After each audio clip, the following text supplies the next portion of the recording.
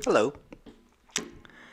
It's episode 2 of my Fireside Chat series, where I want to talk about how is it that I got to financial independence relatively early in life. Okay, so the crucial question is always savings rate. I think if you read some of the literature, you'll soon find out that really the only factor that matters on when you can achieve financial independence is your savings rate. So, what do I think is the optimal savings rate? This is a bit of a loaded question because the research shows that the savings rate for Americans averages around like 7%, 6, 7%, and the pandemic has shown that this rate can go up. The reason being that most people are trapped at home and they can't spend any money. I find that interesting because just the uptick in savings rate shows that you don't actually need as much stuff as you think you need, right? Like, because we can't travel and we can't go out to a lot of places. We're just down to the actual necessities. So this makes me think that we can all save more, right? I've seen recommendations on savings rate for people who want a good retirement to be something like 15 to 20%. That's fine if you want to be like everybody else. I don't. I think that's ridiculous, okay? So I'll give you the answer right now. The optimal savings rate for if you want to be financially independent, okay? Forget about the retire early part, just financially independent. The savings rate would be as high as you can possibly make it. That's right. Not a specific number, as high as you can stand. Now, if you want a numerical guidance, I say at least 50%. Okay, 50, 50, not 15, 20, 50. Well, some of you might be like, oh, wow, that's really aggressive. It really isn't. It's only aggressive for the USA, right? Lots of places in the world, poorer places, the saving rate is much, much, much higher. Why? Because people can't depend on credit cards or the government to get them out of trouble, right? So let me tell you who I think the 50% goal is reasonable for. It's reasonable for almost anyone who makes more than $30,000 a year. Okay, I use $30,000 because if you make $30,000, you might not feel very flush, right? Depending on the geographical location you're in, you might feel like you're just getting by. That's true. But think about what the federal poverty guideline is. For a single person, it's less than half of $30,000 a year. So if a person, the poverty level can live on 12, 15,000, why can't you?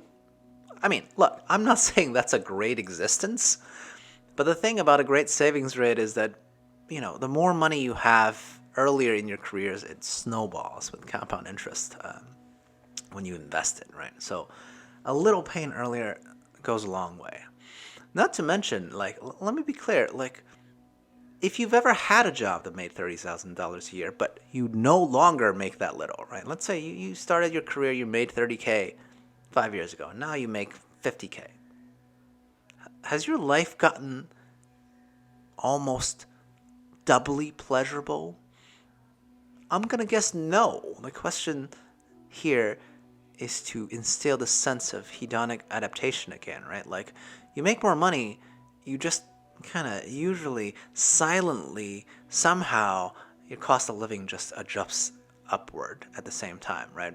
So you don't need to spend to the standard of living of making $50,000 a year. You could still live on $30,000 a year.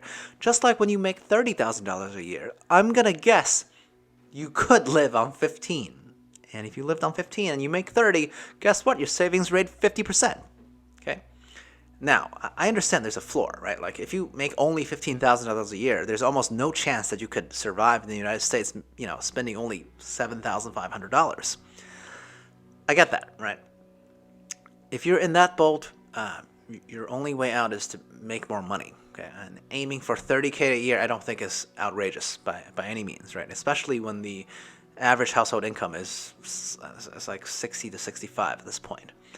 Anyway, my point is, like, if your savings rate right now is more closer to the American average of 67% than what I proposed, 50% and upwards, by the way. It's 50% or more if you can stand it, right? When I say you can stand it, I mean, hey, look, I'm not telling you to eat rice and beans every day like Dave Ramsey does, right? First of all, he's right. You should eat rice and beans every day if you're in debt, okay? I'm just talking about, like, if you're not mired in a lot of really bad debt, and you want to say, hey, like, I can treat myself, right? I deserve this. You do. I agree. You do deserve a treat every now and then. Just make sure the treat is like every month or quarter or a year rather than every week. Okay? Then you can save more money. And the whole point of saving more money is to eventually buy the most expensive commodity there is, which is time, right? Because when you have time, you have freedom. And that's what this whole FIRE thing is all about, right? It's not about sitting on a beach somewhere.